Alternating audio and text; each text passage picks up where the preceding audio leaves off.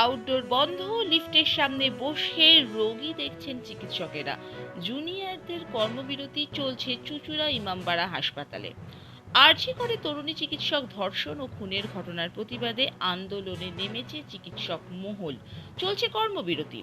হাইকোর্টে গতকাল সিবিআই তদন্তের নির্দেশ দেওয়া হয়েছে, চিকিৎসকদের কাজে ফিরতে বলেছে। যদিও আরজি করে কর্মবিরতি চলছে, আর তার আঁচ পড়েছে জেলা হাসপাতালেও। চুঁচুড়া ইমামবাড়া হুগলি জেলা হাসপাতালে গতকাল 1 ঘন্টার পেইন ডাউন করেন চিকিৎসকেরা। সেখানেই ঘোষণা করেন আজ থেকে ওপিডি বন্ধ থাকবে। জুনিয়র চিকিৎসকরা কাজ করছেন না। হাসপাতালের জরুরি পরিষেবা চালু আছে। পাশাপাশি কয়েকজন সিনিয়র চিকিৎসক হাসপাতালের লিফটের সামনে বসে রোগী দেখছেন। আউটডোর বন্ধ থাকায় রোগীরা ফিরে যাচ্ছেন। সঠিক বিচার চেয়ে আজ স্বাধীনতা দিবসের প্রাক্কালে মধ্যরাতে মহিলাদের রাস্তা দখলের ডাক দেওয়া হয়েছে। হুগলি পিপুলপাতিতে সন্ধ্যা 6:30টায় চিৎকার জমায়েতের ডাক দেওয়া হয়েছে অরাজনৈতিকভাবে।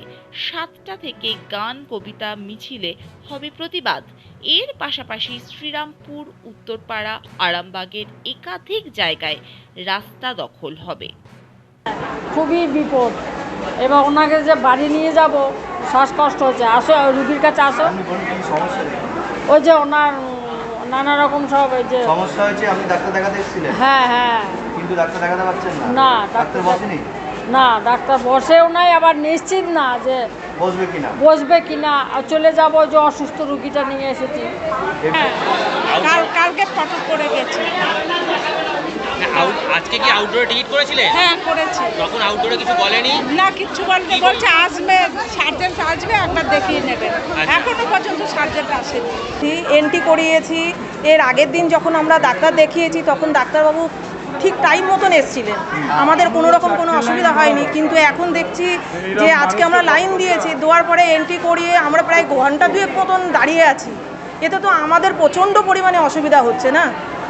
মানে এতক্ষণ দাঁড়িয়ে লাইন দেওয়ার পরে তারপরেও ডাক্তার এখনো পর্যন্ত আসছেন না। কেউ বলতে পারছেন না যে ডাক্তারবাবু কখন আসবে।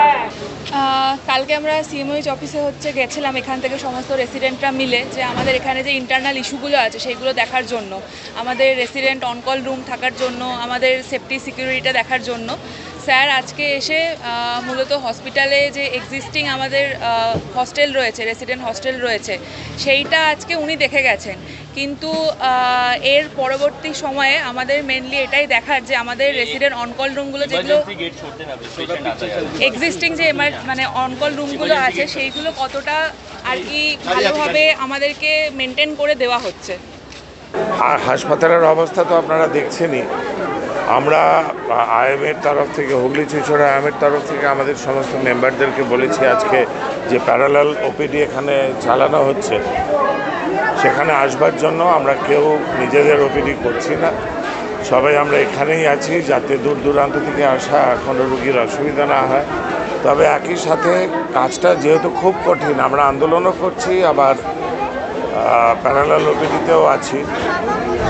তাই জন্য আমরা যে আন্দোলনকে সর্বোচ্চ দিচ্ছি, অ্যাক্সেস দিচ্ছি।